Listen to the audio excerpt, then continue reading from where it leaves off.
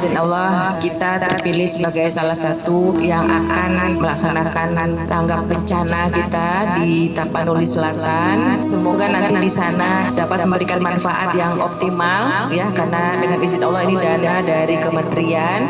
Tentu saja amanah ini haruslah sampai dan memberikan manfaat yang optimal, karena kita memang akan bertemu dengan orang-orang yang baru saja mendapatkan musibah yang sangat besar, yang kita mungkin susah mau berempati karena ini terlalu besar sekali ya, baik itu keluarga, kehilangan keluarga maupun kehilangan harta dengan kondisi yang tak menentu dan bantuan yang belum maksimal. Tetapi walaupun yang kita lakukan ini mungkin hanyalah sebagian kecil, tapi penuh dengan keikhlasan dan niat baik. Semoga Allah mudahkan. Terima kasih atas bantuan yang diberikan oleh Yayasan Abdurrahman dan juga dari Kemendikti-Saintek yang telah meloloskan proposal kami terkait dengan tanggap darurat bencana di Sumatera. Dan saat ini rombongan kami sudah bersiap-siap untuk berangkat. Rombongan ini ketuanya dari Fakultas Kedokteran dan diisi oleh berbagai dosen dan mahasiswa dari prodi-prodi kesehatan lainnya. Perkenalkan, nama saya Muhammad Topan Firdaus, koas angkatan tahun 2024 semester 3 di Stase IKM di Puskesmas Sidomulyo. Di sini saya salah satu dari relawan nakes yang akan turun ke Puskesmas Kutaraja dan juga Batang Toru di Tapanuli Selatan, Sumatera Utara pada tanggal 19 sampai 27 Desember 2025.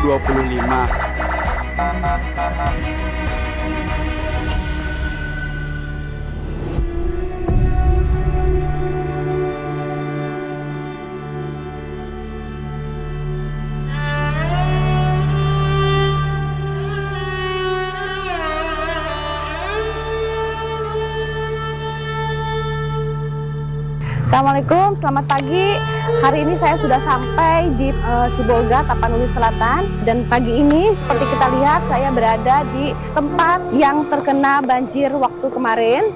Dan kita lihat bahwa di belakang ini sudah surut dan di belakang ada lahan-lahan yang sudah memang rusak karena banjir kemarin. Pagi ini kita rencananya mau ke Sibolga. Perjalanan dari sini itu sekitaran 1,5 jam sampai 2 jam. Nanti dari kota Sibolga kita naik lagi ke tanah kita lupa nama belakangnya. Pokoknya di daerah bencana itu sekitaran 20 menitan.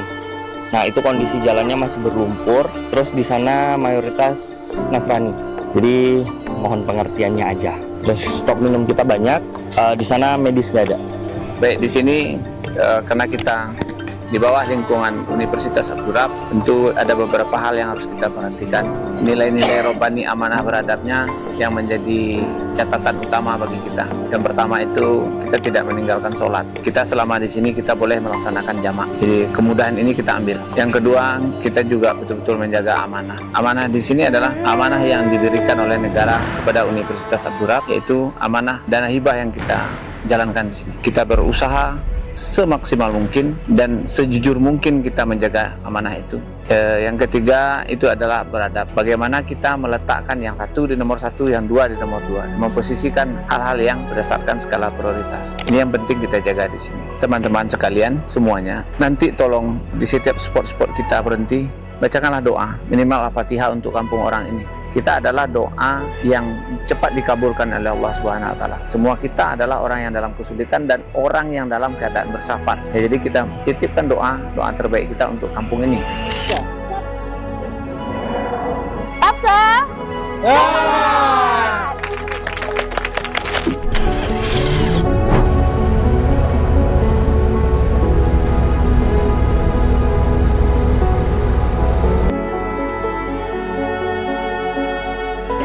Obatnya mau sirup atau mau tablet? Simba, Pak Ismail, keluarganya ada.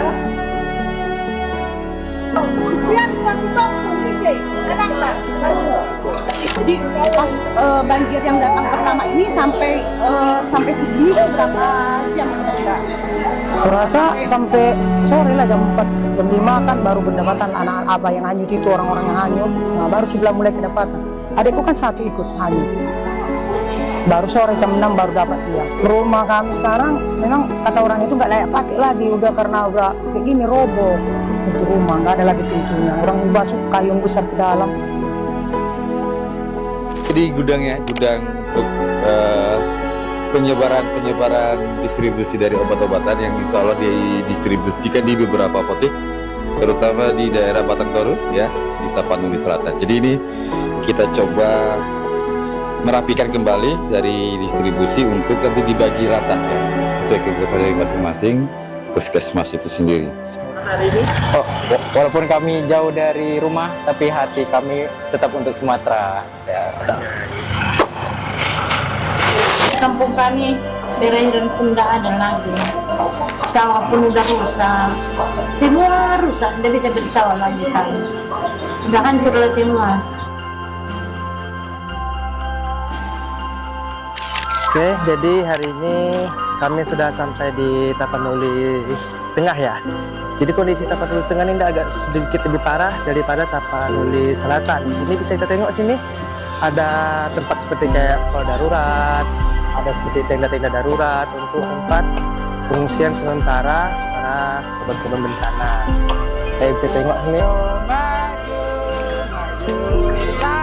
Udah ada tang air yang paling besar sama kayu-kayu. Kami lari ke gunung. Di gunung kami tengok rumah kami hancur. Setelah itu kami mendaki lagi gunung biar nggak nyampe air gitu. Baru setelah itu kami cari makan. Minum kami air hujan. Di situ kami minta pertolongan. Kami yang di video itu. Yang di video, oh yang viral. Tepuk semangat. Kalau urusan nyawa itu urusan yang di atas, nggak usah dipikirkan lagi.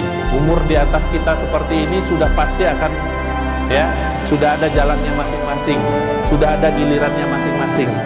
Ya, baik yang muda, yang tua, pasti sudah ada giliran. Nggak usah dipikirin itu. Yang penting kita bahagia, kita sehat, bisa mandiri.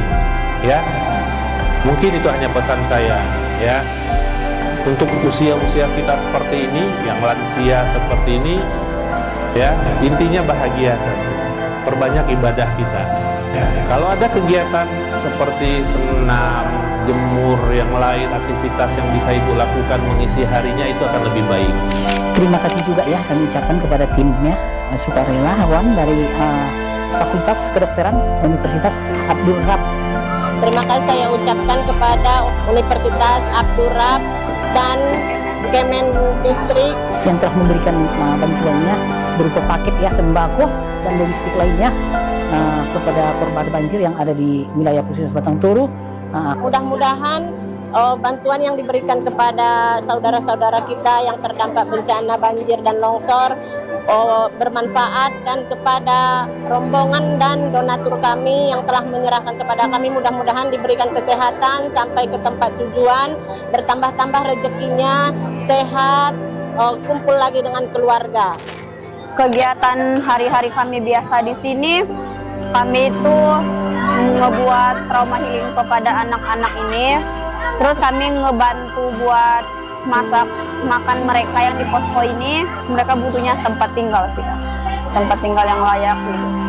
Untuk kondisi di posko kesehatan Kodam 1, kondusivitasnya relatif sudah cukup baik, lancar, masyarakat kita layani dengan baik. Kemudian dukungan-dukungan logistik juga sudah banyak sekali yang membantu, mulai dari pemerintah pusat, mulai dari Kementerian Pertahanan, Pusat Kesehatan Angkatan Darat sendiri, kemudian dari Dinas Sosial, Dinas Kesehatan, dan lembaga-lembaga swasta, termasuk ya teman-teman kampus ya, mungkin salah satunya dari Universitas Abdul Rahab ya, sangat-sangat membantu support mulai dari obat-obatan ya, kebutuhan pokok, susu, pampers dan sebagainya. Saya berharap masyarakat yang terdampak banjir ya bisa tetap lebih semangat ya membangun hidupnya, kesehatannya juga jadi lebih baik dengan supporting dari semua stakeholder yang membantu ya.